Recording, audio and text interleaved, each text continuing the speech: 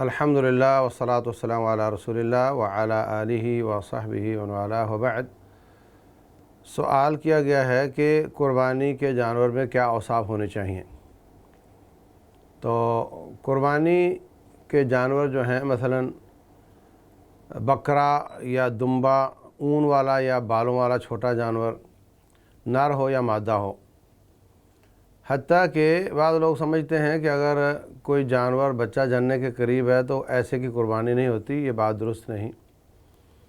रसूलुल्लाह सल्लल्लाहु अलैहि वसल्लम फरमाते हैं कि अगर ऐसा जानवर ज़िबा किया गया कुर्बानी के लिए या वैसे, और उसके वो करीबुल विलादत था, तो उसका बच्चा अगर ज़िबा करने के बाद ज़िंदा था तो उसको भी ज़िबा किया जाए, और अगर वो ज़िंदा नहीं था, मर चुका था, तो फिर वो उसकी माँ का ज़िबा करना, बच्चे का ज़िबा करना भी है, मतलब वो भी हलाल है। कोई खाना चाहे तो खा सकता है। इसी तरह बड़े जानवर हैं जैसे गाय और ऊँट है, तो इनकी भी कुर्बानी की जाती है। जहाँ तक ताल्लुक़ है भैंस का, तो भैंस जो होती है इसकी कुर्बानी के वही दलाइल हैं जो गाय की कुर्बानी के दलाइल हैं। ये जामूस कहलाती है अरबी ज़बान में, और जामूस जीम घाफ से बनता है, सब जानते हैं। गुजरांवाला को जुजरांवाला पढ़ते हैं अरब लोग।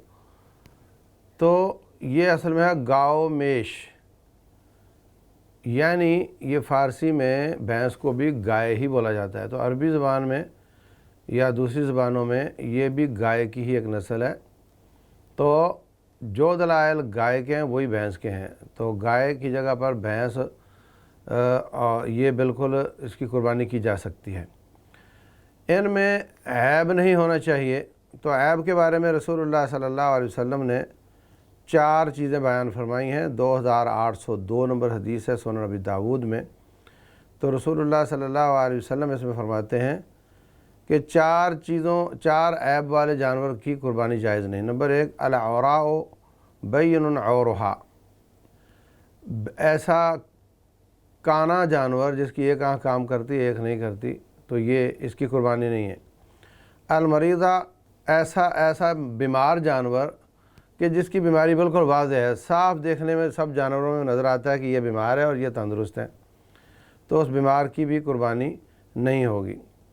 इसी तरह से अल-अरजा, जो लंगड़ा है, चलाकर देखो, अगर एक जानवर लंगड़ा कर चलता है, अगर आर्जी तौर पे चोट लगी है और वो लंगड़ा के चल रहा है, तो थोड़ी देर बाद 2-4 दिनों में ठीक हो जाएगा, वो अलग चीज़ है। या उसका इलाज करो वो ठीक हो जाए। लेकिन जो है ही लंगड़ा, उसकी कुर्बानी भी जायज़ नहीं। इसी तरीके से ऐसा बूढ़ा जानवर जिसकी हड्डियों में मिख बाकी ना रहे, तो उसकी भी कुर्बानी जायज़ नहीं। अच्छा, किसकी कुर्बानी जायज़ है? रसूलुल्लाह सल्लल्लाहु अलैहि वसल्लम फरमाते हैं, ला तज़बहु इल्ला मुसिन्ना, दोंदा जानवर ज़िबा करो। तो ये 2 एंड्स हैं। निचला एंड है कि वो दोंदा हो, 2 दांत हो। आखिरी एंड है कि वो इतना बूढ़ा ना हो कि उसकी हड्डियों में मिख ना हो। तो इसका मतलब ये हुआ कि बीच के जानवर सब जायज़ हैं। 2 दांत, ये जो नीचे वाले 2 दांत सामने वाले हैं, दूध के दांत उखड़ जाते हैं, फिर असली दांत निकलते हैं, और वो 2 दांत जो होते हैं वो बाकी दूध के दांतों से लंबे होते हैं। ये जिस तरह मेरी उंगलियां हैं, ये दूध के दांत समझो, और बीच के 2 दांत थोड़े बड़े हुए होते हैं, तो ये 2 दांत होने की निशानी है। तो उसके थोड़ी ही देर बाद ये साथ वाले भी गिर जाते हैं और ये भी उग जाते हैं, और चंद महीनों में ही, और वो 4 दांत हो जाता है। फिर उसके बाद 6 दांत हो जाता है जल्द ही। तो बाद लोगों ने ये समझा कि आपने फरमाया मत ज़िबा करो मगर 2 दांत, का मतलब ये है कि 4 और 6 दांत वाला भी जायज़ नहीं। ये सोच गलत है, इसलिए कि रसूलुल्लाह सल्लल्लाहु अलैहि वसल्लम ने इस हदीस में फरमाया है कि वो बूढ़ा जानवर जिसकी हड्डियों में मिख ना हो वो कुर्बान ना करो।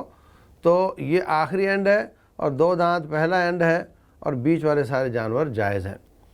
दूसरी बात यह है कि रसूलुल्लाह सल्लल्लाहु अलैहि वसल्लम ने फरमाया, इल्ला अन युअसरा अलैकुम, अगर तंगी हो, पैसे की तंगी हो, या जानवर मिल ना रहा हो, या कोई और तंगी हो, तो फिर ऊन वाला, बालों वाला छोटा जानवर, وہ 2 دانت سے چھوٹا بھی ہو، جس کو جزا بولتے ہیں عربی میں، اور وہ بھی پھر جائز ہو جاتا ہے۔ تو 2 دانت سے چھوٹا یعنی اس کے دانت ابھی گرے نہیں، ابھی اگے نہیں، دودھ کے دانت ہی ہیں، اگر وہ دمبا چھترا ہے، اون والا ہے، وہ چل جائے گا تنگی کی حالت میں۔ اور بعض روایتوں میں یہ بھی آتا ہے کہ جو یہ دمبا چھترا ہے اون والا، یہ کام کر جاتا ہے، اس کا جو جزا ہے وہ اس کے 2 دانت کی جگہ پر کام کر جاتا ہے۔ تو اس معنی میں جو حدیثیں ہیں اس سے ثابت ہوتا ہے کہ اگر آپ کی طاقت ہے تو 2 دانت ہی ذبح کرو، اور اگر طاقت نہیں یا مل نہیں رہا تو آپ اون والا، بالوں والا نہیں، بکرا بالوں والا ہوتا ہے، دمبا اون والا ہوتا ہے، تو اون والا جانور آپ 2 دانت سے کم بھی ہو وہ بھی آپ قربان کر سکتے ہیں۔ واللہ اعلم۔ باقی رہا اس میں کہ سینگ کا عیب ہے یا نہیں، تو سینگ کا عیب کے عیب ہونے کی کوئی واضح دلیل میرے علم میں نہیں ہے۔ تو سینگ ٹوٹ جائے یا بچپن میں ہی کاٹ دیا گیا ہو، یا الٹ کر وہ واپس اس کو زخمی کر رہا ہوتا ہے تو اس کو کاٹ دیا گیا ہوتا ہے، یہ اس میں کوئی حرج کی بات نہیں ہے۔ اسی طریقے سے وہ جانور جو نہ بکرا ہے نہ بکری ہے، یہ عیب بھی عیب نہیں ہے، کیونکہ جو لوگ خود خصی کر دیتے ہیں وہ جائز ہے، تو جو اللہ کی طرف سے اس طرح کا پیدا ہوا ہے وہ کیوں جائز نہیں ہے؟ وہ جانور بھی جائز ہے انشاءاللہ۔ تو یہ عیب بھی اس میں عیب نہیں ہے، البتہ بہت ہی مریل سا، کمزور سا نہیں ہو، تھوڑا آپ کے دل کو بھی اچھا لگتا ہو، اور اس طرح کا جانور ذبح کرنا چاہیے، اور اس پر کسی قسم کی فوٹو بنا کر فیس بک پہ چڑھاؤ اور اس پہ ریاکاری کرو، اس طرح کے کام نہیں کرنے چاہیے۔